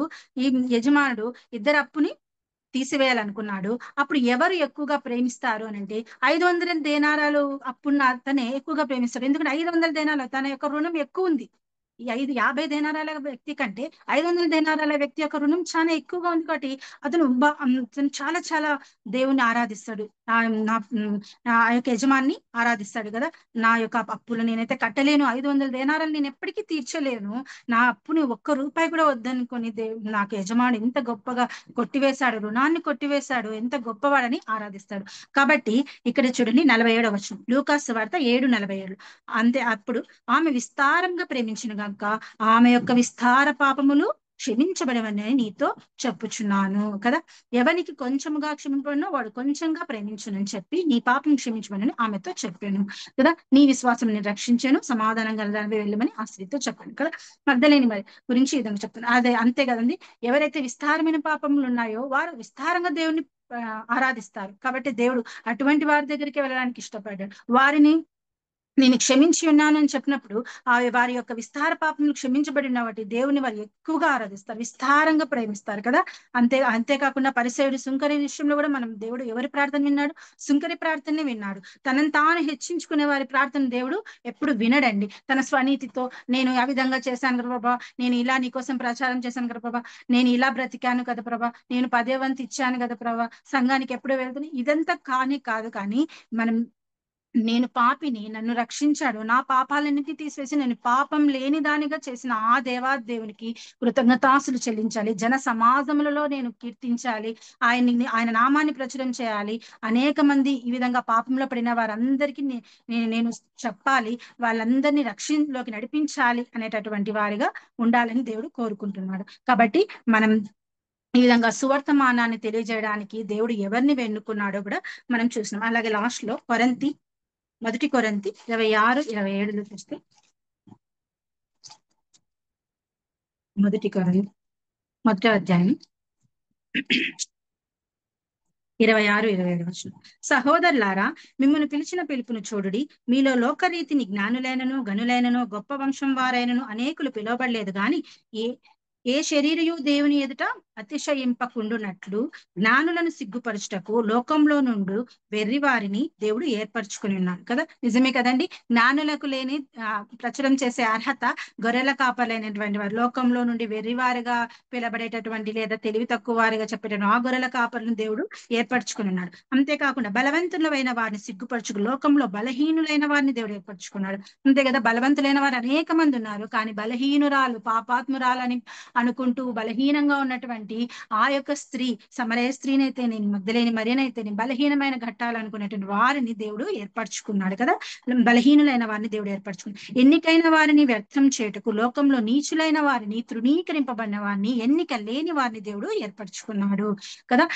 ఇటువంటి గొప్ప ధన్యత దేవుడు ఎవరిని ఎన్నుకుంటాడో, ఎవరికి అర్హత ఇస్తాడో, ఎవరికి ప్రచురం చేసే అర్హత ఇస్తాడో మనకు తెలియదండి కదా. మొదట మనము ఆయన ఎందు ఆసక్తి కలిగి ఆయన కార్యం చేయాలి. ఆయన చెప్పిన మాటను మనం చెప్పాలి, ఇతరులకు వివరించాలి. ఇతరులకు ఆయన మనకిచ్చినటువంటి ఉచిత రక్షణను ఇతరులకు చెప్పాలని ఎప్పుడైతే మన నోరు తెరుస్తామో, ఆ నోటిని ఆయనని నీ నోరుని బాగా తెరుము, నేను దాన్ని నింపెదను అంటున్నాడు కదా. మనం నోరు తెరవడానికి సిద్ధపడితే ఆయనే తన మాటలతో నింపుతాడు, ఆయనే మాట్లాడతాడు. పరిశుద్ధాత్ముని ద్వారా మాట్లాడి ఆ సమరయ స్త్రీ ద్వారా అనేకులు, ఆమె యొక్క మాటను బట్టి అనేకులు విశ్వాసం ఉంచారంట. ఎంత గొప్పగా వివరించిందో కదా. ఆమె ఎంతగా నా పాపాలు చెప్పాడు, ఈయన మెస్సియా కాదా, ఈయన క్రీస్తు. ఎంతమంది అధికారులు, పరిసయ్యులు, ధర్మశాస్త్రాన్ని ఆపోసన పట్టిన వారందరూ కూడా ఈయన కాదని అంటుంటే, ఆమె మాత్రము ఇంత చక్కగా స్వరాన్ని గుర్తించిన స్త్రీగా ఉంది కదా. గొర్రెల కాపర్లు కూడా చక్కగా ఆయన చెప్పిన వేలో వెళ్ళి ఆ శిశువుని చూచి ఆరాధించిన వారుగా ఉంటున్నారు కదా. అంతేకాకుండా ఈ స్త్రీలు ఇద్దరు ఎంత చక్కగా పాడుకొని ఉంటారంటే, ఒక పాట పాడతాను. ఏ యోగ్యత లేని నన్ను నీవు ప్రేమించినావు దేవా, ఏ అర్హత లేని నన్ను నీవు రక్షించినావు ప్రభువా, ఏ యోగ్యత లేని నన్ను నీవు ప్రేమించినావు దేవా, ఏ అర్హత లేని నన్ను నీవు రక్షించినావు ప్రభువా, నీకేమి చెల్లింతును, నీ రుణమును ఎలా తీర్తును, నీకేమి చెల్లింతును, నీ రుణమును ఎలా తీర్తును, ఏ యోగ్యత లేని నన్ను నీవు ప్రేమించినావు దేవా, ఏ అర్హత లేని నన్ను నీవు రక్షించినావు ప్రభువా. నిజమే కదండి, మనకి ఏ యోగ్యత లేదు, ఏ అర్హత లేదు, కానీ దేవుడు మనల్ని రక్షించాడు, ప్రేమించాడు, వెతికి రక్షించుకున్నాడు కదా. పాపులమైన మనల్ని వెతికి రక్షించుకున్నాడు. ఆయన తన దాసుని స్వరూపాన్ని ధరించుకొని ఈ లోకానికి కన్యగు మరే గర్భంలో మన వలె రక్త మాంసముల వాడే పరిశుద్ధుడు కదా. హెబ్రీ 7:27 ఉంది, పవిత్రుడు, నిర్దోషియు, నిష్కల్మషుడు, పాపుల్లో చేరక ప్రత్యేకంగా ఉన్నవాడు, ఆకాశ మండలముల కంటే మిక్కిలి హెచ్చైన వాడు కదా. ఇట్టి ప్రధాన యాజకుడు మనకు సరిపోయిన వాడు కదా, పరిశుద్ధుడు కదా.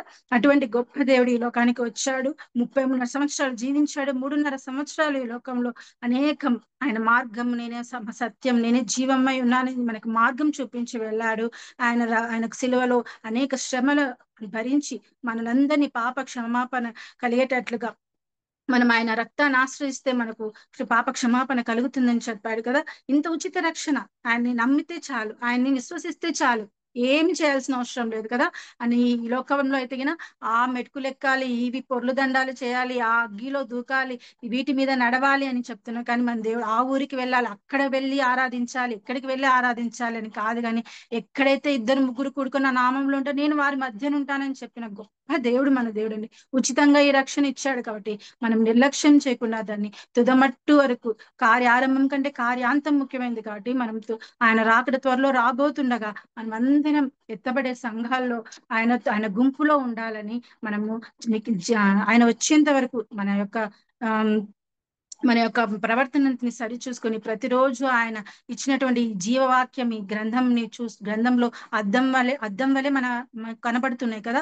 మన యొక్క జీవితాన్నంతటినీ పరిశుద్ధ బైబిల్ గ్రంథంలో చూపిస్తాడు దేవుడు. ఎలా ఉండాలి, ఎలా ఉండకూడదని చెప్పేటటువంటి మాటలన్నీ మనకు చక్కగా రాయించున్న ఈ గ్రంథాన్ని చదువుకుంటూ ఆయన వచ్చేంత వరకు, ఆయన తిరిగి రాబోతున్నంత వరకు మన రక్షణని కాపాడుకుందాము, మన యొక్క ప్రవర్తనని కాపాడుకుందాము, మన కుటుంబాలంతటినీ, మన స్నేహితులను, బంధువులు హిందువులు అందరినీ రక్షణలోనికి నడిపించి అందరికీ ప్రచారం చేసేటటువంటి అర్హత కదా. మనల్ని బట్టి దేవుడు సిగ్గుపడలేదు, కానీ మనమైతే ఆయన గురించి చెప్పడానికి సిగ్గుపడుతున్నామా కదా. మరి అలా అయితే రేపు పొద్దున వచ్చినప్పుడు దేవుడు నీవెవరో నీకు తెలియదు, నేను వెళ్ళిపో అని దేవుడు తలుపు మూసివేసేవాడిగా ఉన్నాడు. కాబట్టి మనం ఇప్పుడు ఆయనను మనం తెలిసిన వారగా ఆయన ఒప్పుకుంటే రేపు పొద్దున మనల్ని కూడా దేవుడు ఒప్పుకుంటాడండి. కాబట్టి ఈ చిన్ని వాక్యాన్ని దేవుడు దీవించి ఆశీర్వదించుగాక. నాకు ఇచ్చిన అవకాశాన్ని బట్టి మీ అందరికీ నా వందనాలు. వందనాలు నాన్న.